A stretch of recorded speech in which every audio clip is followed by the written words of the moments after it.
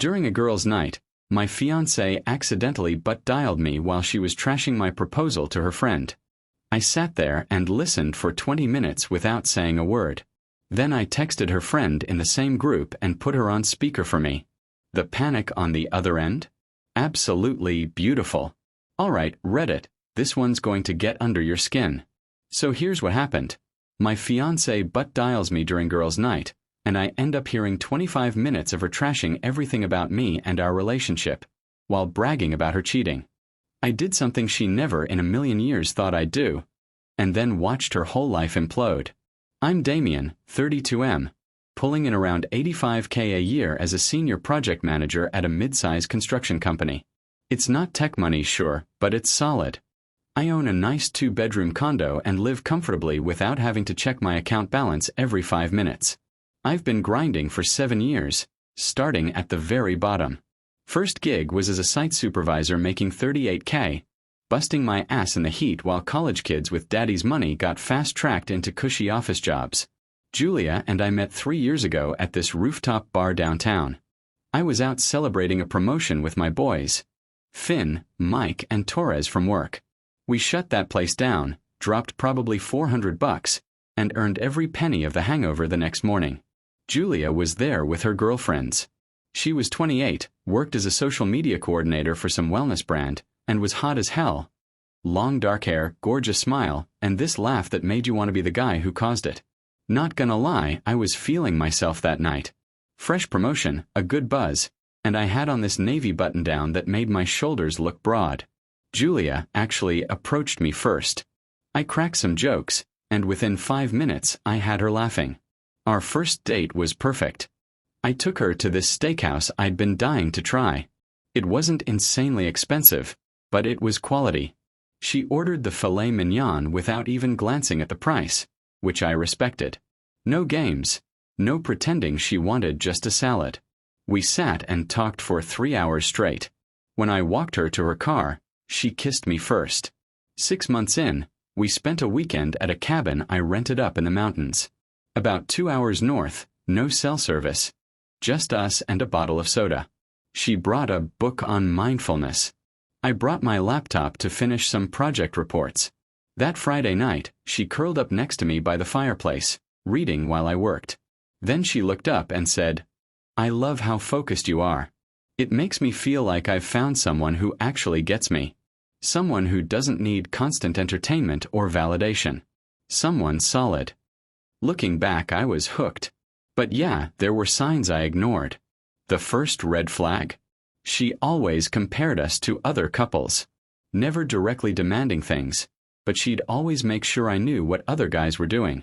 Hazel's boyfriend surprised her with flowers just because it's Tuesday. Or, Alora's guy took her to that new tasting menu spot. She never said, "You need to do this," but she constantly reminded me of the competition. The second red flag. Money. Early on, we split checks, which I respected. But she'd drop little comments. I love how independent we are, but sometimes I get jealous of those traditional guys who always insist on paying. Not asking me to change, just hinting. Meanwhile, I'd be sitting there thinking, "Excuse me, ma'am. I thought you were strong and independent. Pick a side." The third red flag was her friend Hazel. Pure poison wrapped in designer clothes.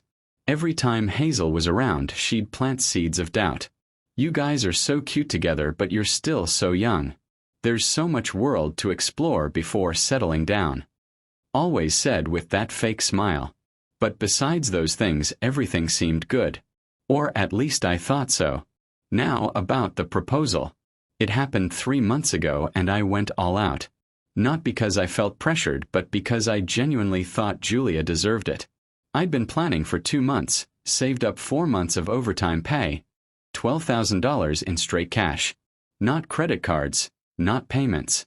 Hard cash earned from 60-hour weeks and PB&J lunches every day.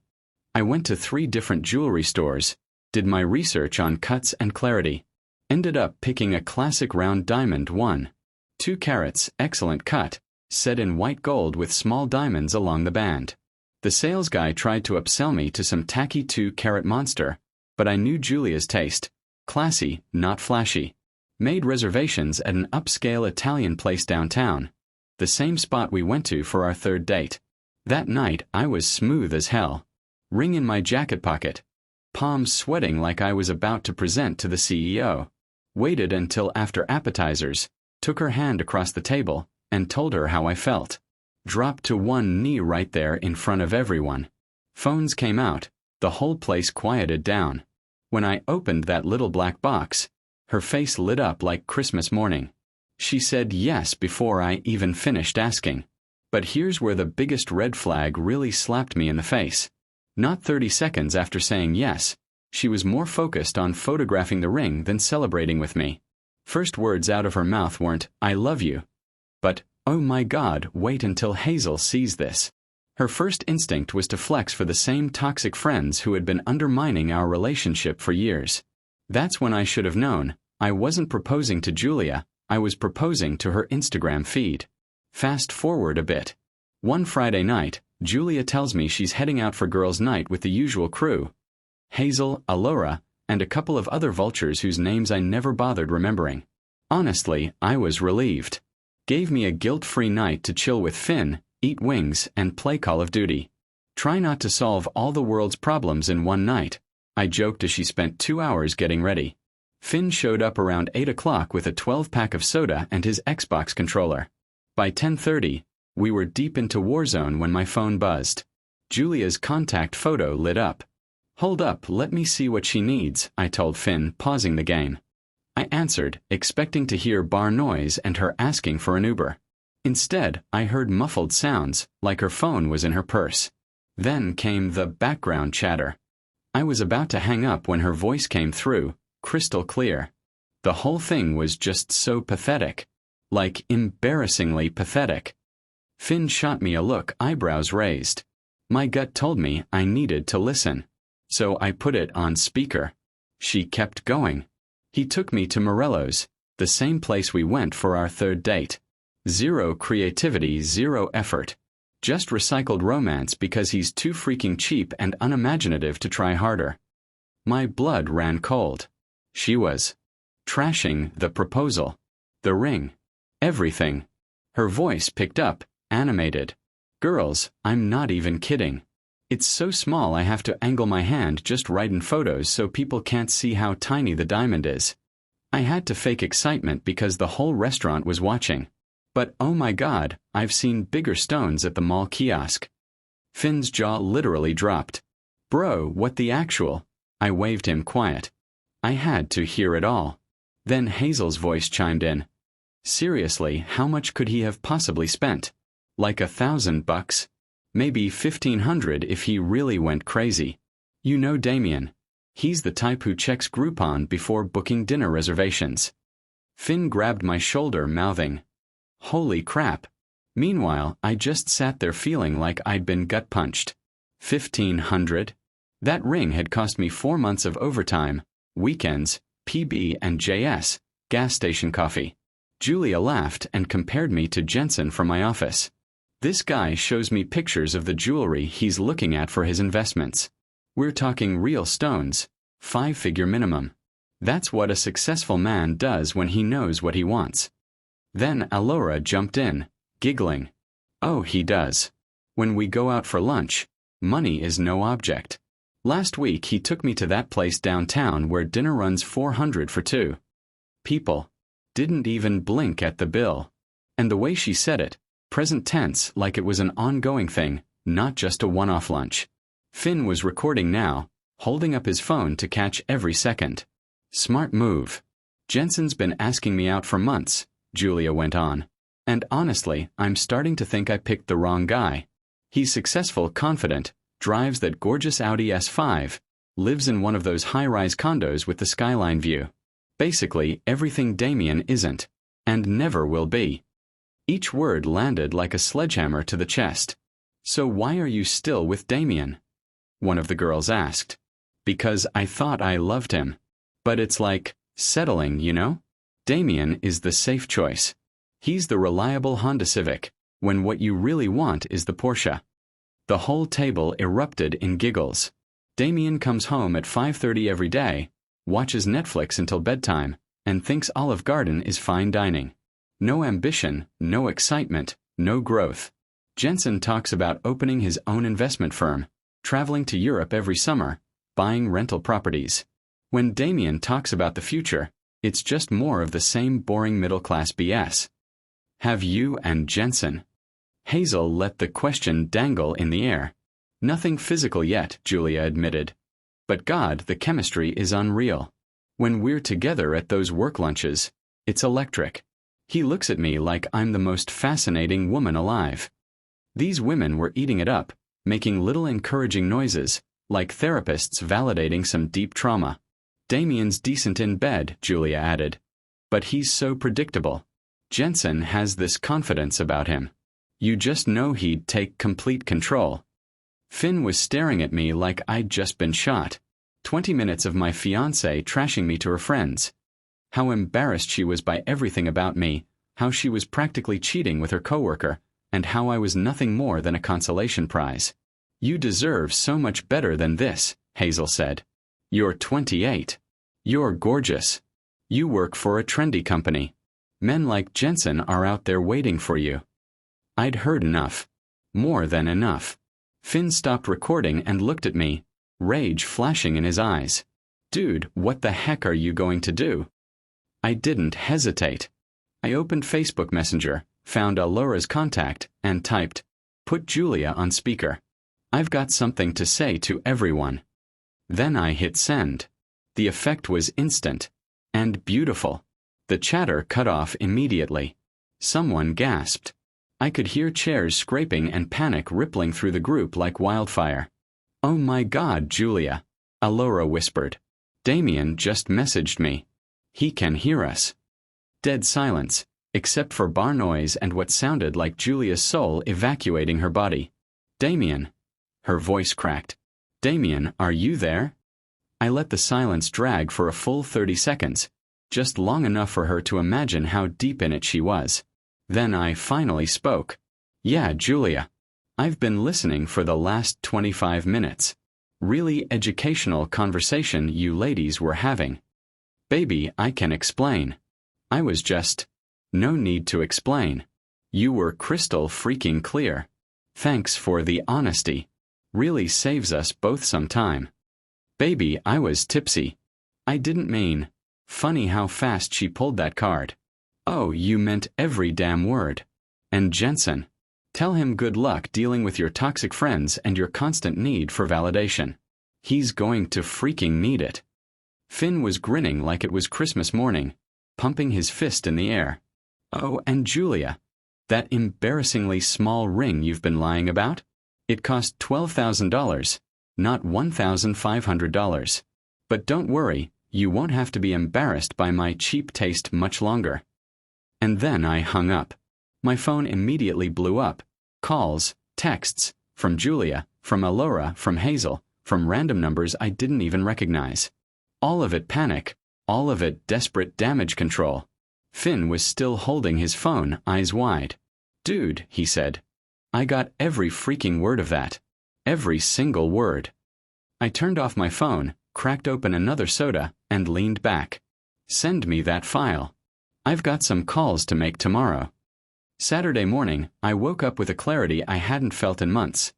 The kind you only get when someone shows you exactly who they are. First stop, the bank. Walked in at 9 a.m. sharp and closed our joint wedding account. Julia had contributed maybe $2,000 to the $14,000 we'd saved up. The rest was mine. I transferred every penny back into my personal checking while the teller gave me a confused look but processed it without question. Next stop, Friedman's Jewelry, where I'd bought the ring.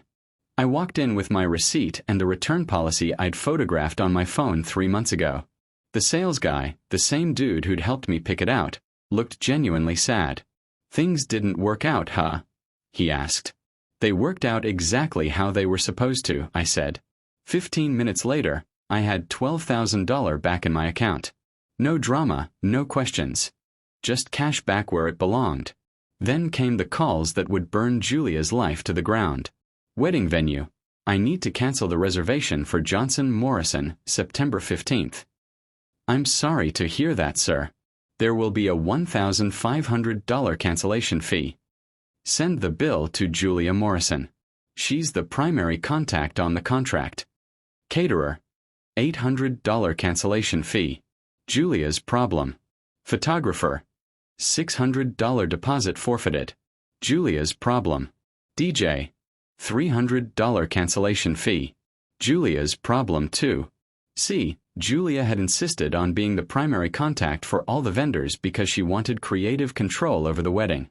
At the time, it made sense. She was better with details, better at coordinating. What she didn't consider was that being the primary contact also made her financially responsible when things fell apart. By noon, Julia was staring at around $4,000 in cancellation fees for a wedding that wasn't happening. But I wasn't done. Finn had already sent me the recording, and I'd been replaying it while running errands. Every cruel word, every laugh at my expense, every confession about her emotional affair with Jensen. By the time I got home, I was ready for phase 2. I pulled up Julia's parents' contact info. John and Elise had treated me like family from day one. They invited me to holidays, bought me birthday presents, asked about my work, and were genuinely proud when I got promoted. They deserved to know the truth about their daughter. I sent them a text with the audio file attached. John and Elise, the wedding is canceled. This recording will explain why. Then I cracked open another soda and waited. 20 minutes later, my phone rang. John's name lit up on the screen. "Son," he said, voice thick with disappointment. "Elise and I just listened to that recording. We are so sorry. We had no idea Julia felt this way about you, or that she was involved with someone else." "It's not your fault, John," I told him. "You two have been nothing but good to me." "We're ashamed of her," Elise cut in, her voice trembling. "This isn't how we raised her. Is there anything we can do? Any way we can help fix this mess?" I looked around my apartment, the place I'd been paying for long before Julia ever moved her stuff in. "Just make sure she gets her things out of here by Sunday," I said. "That's all I need." After I hung up, I felt something I hadn't felt in months. Peace. Real peace. For the first time in the entire relationship, I wasn't walking on eggshells or decoding passive-aggressive hints. Julia showed up at my door around 6 p.m., looking like she'd been hit by a truck. Yesterday's clothes, messy hair, like a walk of shame costume. "Damien, we need to talk," she said. "No, we don't," I told her. "We're done. Pack your stuff and get out." "You can't be serious.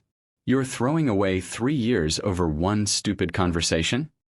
"I'm not throwing away anything. You already did that the moment you made me your backup plan while you auditioned for an upgrade." She shoved past me into the living room like she still owned the place. "I'm not going anywhere until we work this out. You're being completely irrational." That's when my phone rang again. "John. Damien's son," he said. "I hope you don't mind me calling again, but Elise and I wanted you to know something." Julia's eyes went wide. She heard her father's voice on the line. "We've been talking about this situation all day, and we want you to know that you'll always be family to us.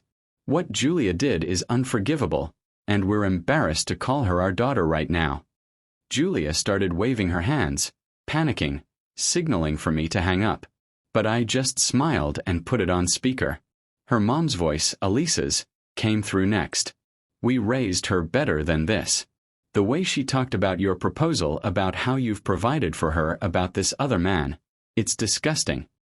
"Mom, please don't," Julia tried to cut in, but John cut her off. "Julia, is that you? We're ashamed of you. Damien has been nothing but good to our family. And this is how you repay him? By mocking him behind his back and running around with some man from your office?" The look on her face in that moment was worth every penny I'd spent on that ring. After her parents hung up, Julia went into full meltdown mode. "You had no right to involve my family. You violated my privacy by listening to a private conversation. You but dialed me, genius. If you didn't want me to hear you trashing me, maybe don't pocket dial the person you're trashing. Everyone needs to vent sometimes. Everyone complains about their relationships." I stared at her like she'd grown a second head. "For 25 minutes, Julia? 25 minutes about how embarrassing I am, about how much better another man would be, about how you're basically already dating him. That's not what I said. I have it recorded, Julia. Every damn word. Her face went pale, but she still doubled down. This is exactly what I was talking about. You don't fight for anything. You just give up and burn everything down instead of trying to work it out. Don't you dare, I snapped, looking her dead in the eye. Listen, you little woman. You can't fool me anymore. Understood. Now pack your stuff and get out. She started crying. Damien, please. I was tipsy. Shut the hell up. But she refused to leave. She planted herself on my couch, crying and throwing demands around like she had any leverage left. This is my home too. You can't just kick me out. Your name's not on the lease. Your name's not on any of the bills. You've been staying here, not living here. That hit her differently. The tears stopped, and I could see the gears turning in her head. She was realizing just how little claim she actually had to anything in my life. Then, around 8 p.m., there was aggressive pounding on my door. I looked through the peephole and saw Julia's entire crew. Hazel, Alora, and 2 other girls I barely recognized. Damien, you need to calm down and think rationally about this, Hazel said, barging past me like she was conducting some kind of hostage negotiation. These were the same women who had spent Friday night trashing me. Julia made a mistake, but she loves you, Alora added. Don't throw away a good relationship over one bad night. Let me get this straight, I said. You all spent Friday night trashing me, and now you're here to convince me to stay with someone who's embarrassed to be engaged to me? We were just having girl talk, Hazel started. Cut the BS.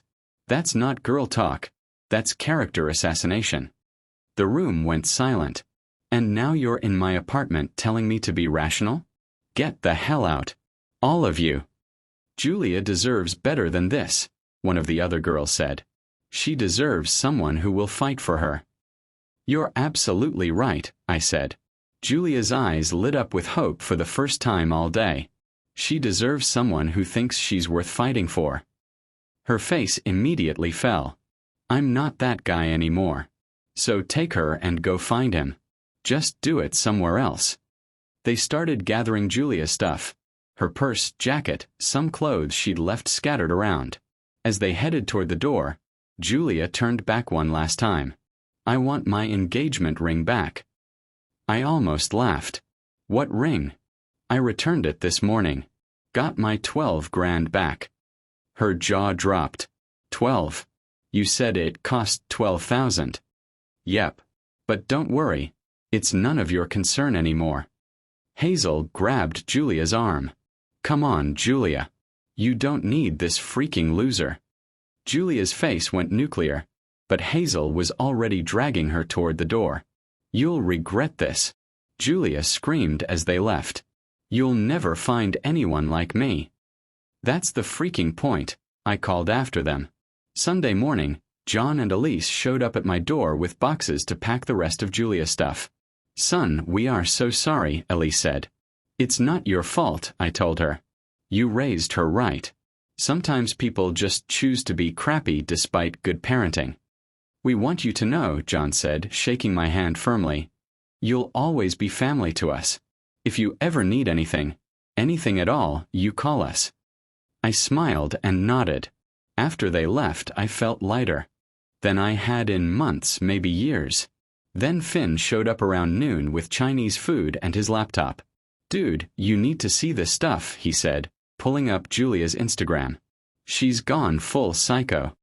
Julia had posted some cryptic nonsense about learning who your real friends are and fake people showing their true colors.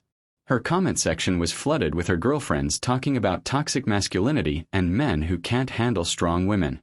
Screenshot all of this, I told Finn. Over the next few days, Julia's social media became a masterclass in playing the victim. Vague posts about manipulation, emotional abuse, and men who punish women for being honest about their feelings. Hazel was leading the charge in the comments, spinning it like I was controlling and couldn't handle Julia's success. None of it was true, but it didn't matter. They were building a narrative where I was the villain and Julia was the victim. The funniest part was watching them try to spin the financial stuff. When word got out that Julia was stuck with thousands in wedding cancellation fees, Hazel went on some rant about how real men don't abandon their responsibilities. Finn screenshotted everything and showed me a comment thread where one of his friends from college absolutely destroyed Hazel's logic. So you're saying Julia wanted to be the primary contact for all the wedding planning because she's a strong, independent woman. But when the wedding gets canceled because she was cheating, suddenly she's not responsible for the contract she signed. Make it make sense, honey. Hazel deleted her post within an hour. Meanwhile, I was having the best month of my life. I hit the gym every morning before work. Started reading again. Picked up some freelance consulting work that paid $150 an hour. Turns out, when you're not spending every weekend at brunch listening to someone complain about their coworkers, you have a lot more time and energy for yourself. Finn and I even started a weekly poker game with some guys from work. Mike Torres and a couple other dudes who actually knew how to have fun without documenting every single moment on social media. Real conversations about sports, work, investments. 2 weeks into my new life, I got a text from Alora. She was the only one from Julia's crew who seemed to have a functioning conscience. Then she dropped the bomb. Damien, I need to tell you something about Jensen and Julia. She wasn't telling the truth about their relationship. Interesting. We met near her work, and she looked genuinely uncomfortable. I feel like crap about all of this, she started. What happened at girls' night was so messed up, and I should have shut it down. So why didn't you? I asked. Because Hazel runs that group, and if you don't go along with her BS, she turns on you. I've seen her destroy friendships over nothing. Made sense. Forget about her though, she said. Here's what I need to tell you. Jensen never showed Julia pictures of expensive jewelry.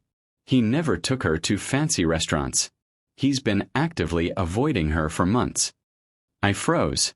What do you mean? She's the one chasing him. He has a serious girlfriend. They've been together for like 2 years.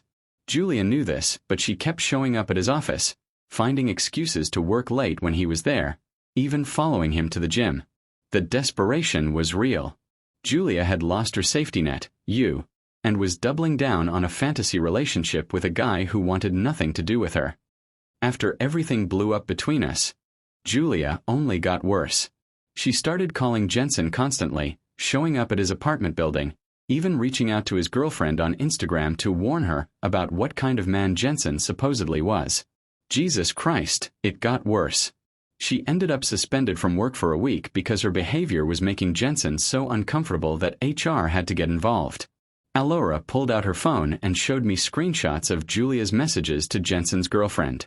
Completely unhinged stuff about how Jensen was leading Julia on and how his girlfriend deserved to know the truth. Jensen's about to file for a restraining order if she doesn't back off, Alora said. This was getting scary. I had a better idea. I tracked down Jensen's contact info from LinkedIn and shot him a text. Jensen, I know this is weird, but I'm Damien, Julia's ex-fiancé. I heard about the situation at work, and I think we can help each other out. He called me within an hour. Dude, I am so sorry about what happened with your engagement. I had nothing to do with any of that stuff Julia was saying. I figured, I told him.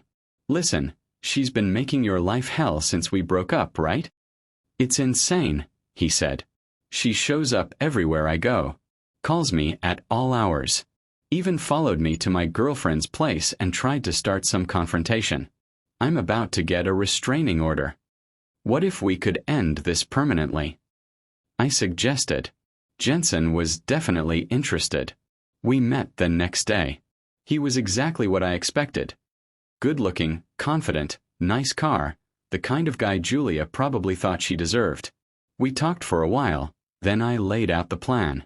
You text Julia, tell her you want to talk about everything, suggest meeting somewhere public. I'll be there with my buddy Finn to witness the whole thing. Jensen raised an eyebrow. Wait, you want to publicly humiliate her? I want to give her the chance to prove she can do better than me. Fair and square. Jensen grinned. I'm in. But I want my girlfriend there too. She deserves to see this. Even better. We set it up for Thursday night at Murphy's Diner. Classic spot. Booths, comfort food, plenty of witnesses. Jensen texted Julia asking to meet and sort everything out once and for all. Her response was immediate and desperate. Yes, I've been waiting for this. I knew you felt the same way. Finn and I got there early and grabbed a corner booth with a perfect view of Jensen's table. Finn had his phone ready, recording in 4K. Julia showed up 20 minutes late, dressed like she was headed to a nightclub instead of a diner. Skin-tight black dress that barely covered anything, clear heels, full makeup, bouncing with energy as she slid into Jensen's booth. "I'm so glad you finally called," she said, all smiles. "I was starting to think you were never going to realize what we have." Jensen played it perfectly, just engaged enough to keep her talking. They ordered food, and Julia immediately went full seduction mode, leaning across the table, touching his hand, laughing at everything like he was the funniest man alive. "I've always felt this incredible connection between us," she gushed. "Like we understand each other in ways other people don't." Jensen nodded, sipping his coffee. "Damien never understood my ambitions," Julia said. "But you get it. You want the same things I want. Success, travel, the finer things in life. I know the timing is complicated." She lowered her voice to what she probably thought was a sultry whisper. "But sometimes you have to take risks for the right person." And that's when Jensen's girlfriend walked in. Beautiful brunette, probably Julia's age, still in scrubs like she'd just finished a hospital shift. She spotted Jensen immediately and walked over with a confused smile. "Jensen, you said you'd be done by 8. Who's this witch?" Julia's face went from flirty to confused to absolutely murderous in 3 seconds flat. "Julia, meet my girlfriend, Jennifer," Jensen said smoothly. "Jennifer, this is Julia, the coworker I told you about." The coworker. The crazy stalker chick he'd been complaining about at home. "Are you serious? You brought her?" Julia's voice was climbing. "We've been together for 2 years, by the way," Jennifer said, sliding into the booth beside Jensen. "You must be the one who's been calling him at all hours and showing up at his apartment building." Julia started sputtering. But you said you took me to expensive restaurants." "Julia, I never took you anywhere," Jensen said calmly. "You followed me to restaurants where I was having business meetings and tried to insert yourself into conversations. You showed me pictures of jewelry." Julia fired back. "I showed the entire office pictures of the engagement ring I bought for Jennifer last month," Jensen said. That's when Julia completely lost it. "You led me on. You gave me signals. You wanted me."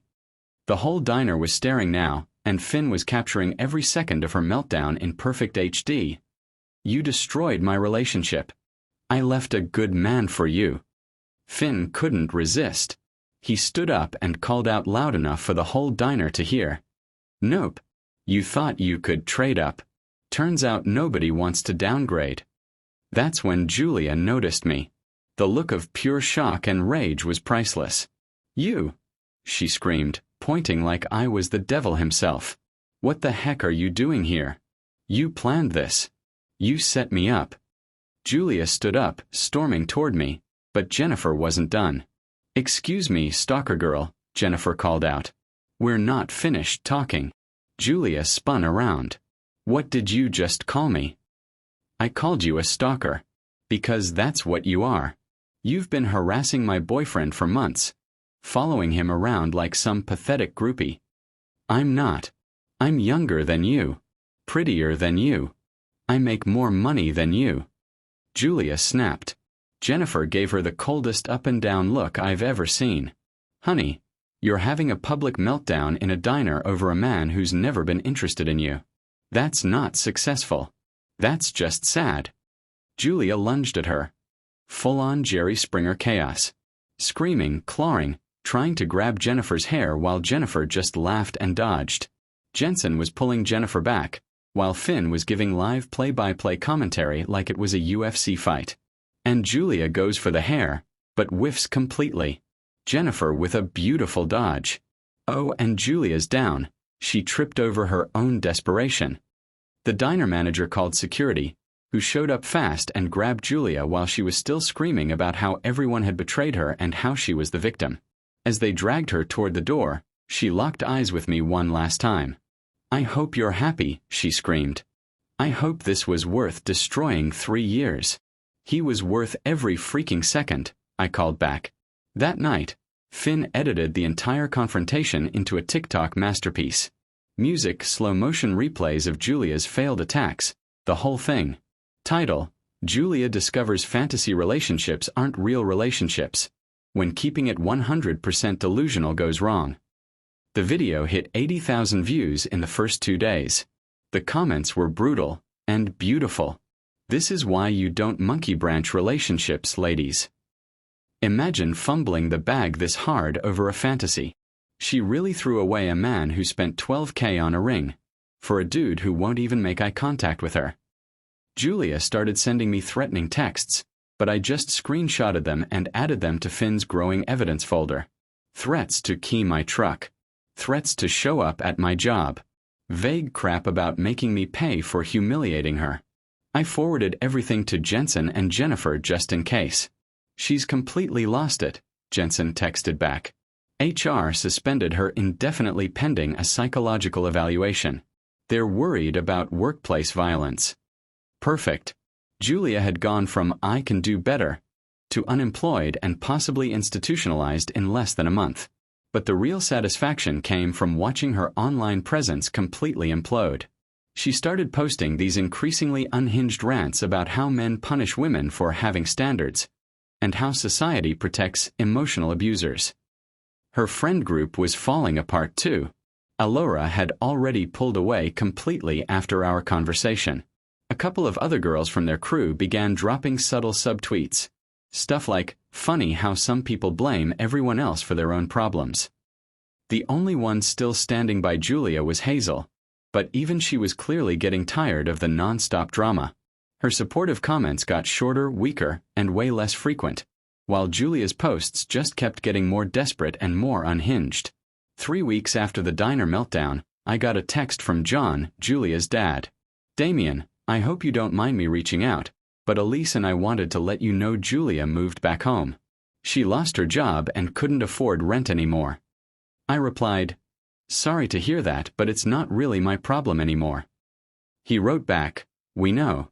We just wanted you to know we told her she's not welcome here until she gets professional help. We won't enable her behavior." Even her parents had finally cut her off. Julia had literally burned every bridge in her life chasing a fantasy. 6 months later, I was living my absolute best life. That 12 grand I got back from the ring. I used it as a down payment on a beautiful used Corvette. A 2020 Stingray. Low miles. Flawless condition. Every time I drive it, I think back to Julia calling me a Honda Civic, and just laugh my butt off. Meanwhile, Finn and I expanded the poker game into a full-on social circle. We built a crew of 8 regular guys. Weekly games, occasional golf outings, a fantasy football league, real friendships built on mutual respect. I started dating too. Nothing serious yet, but it's amazing how much easier dating becomes when you're not breaking your back trying to meet someone else's impossible standards. Then, last week, I got a text from an unknown number. "Damien, it's Julia. I know you probably don't want to hear from me, but I've been doing a lot of thinking and I realize I made some mistakes. I'm in therapy now and working on myself. I was hoping we could talk sometime. I miss you." I just screenshotted it, sent it to Finn, and captioned it, and there it is. Then I blocked the number and moved on. People sometimes ask me if I regret how everything went down. If I was too harsh, too vindictive, too unwilling to forgive. Nope, not at all. Julia showed me exactly who she was the second she thought I wasn't watching. And I gave her exactly what she said she wanted. The freedom to find someone better. Sometimes the trash really does take itself out. And hey, YouTube just dropped this new hype feature. So if you're hooked on this story, smash that hype button. It tells YouTube, this video deserves to blow up.